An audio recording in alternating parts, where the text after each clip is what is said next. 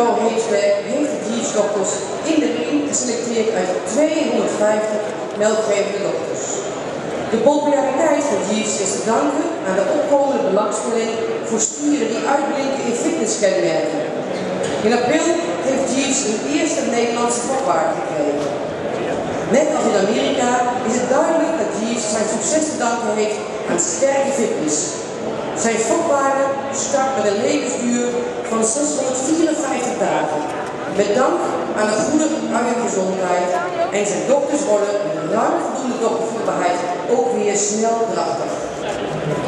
It's the first time that daughters of Cat Outside Jeeves are presented at an international Holstein show. Due to the perfect fitness traits, Jeeves is still a hot bull in the ABS lineup. Jeeves is now, with 99% reliability, the #1 bull for productive life in the US.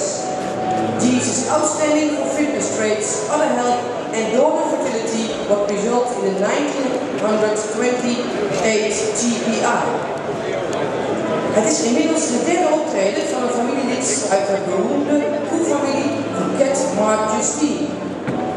2 keer al maakte Cat Euro furoren op de NRM met 2 imposante dochtergroepen.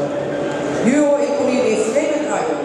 Gitzwarte koeien, sterke brede ABS-koeien die tot vandaag op de internationale showscene verrijken met de kampioens.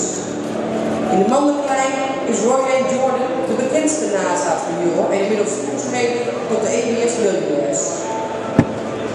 In de vrouwelijke lijn van Justine is Penpol Dusterdochter Cat Juliana opgenomen met 94 punten. De bekendste vrouwelijke nakomeling uit Justine en zij is bovendien de moeder van Jeeves. From the famous Cat Mark Justine is the third time that a daughter group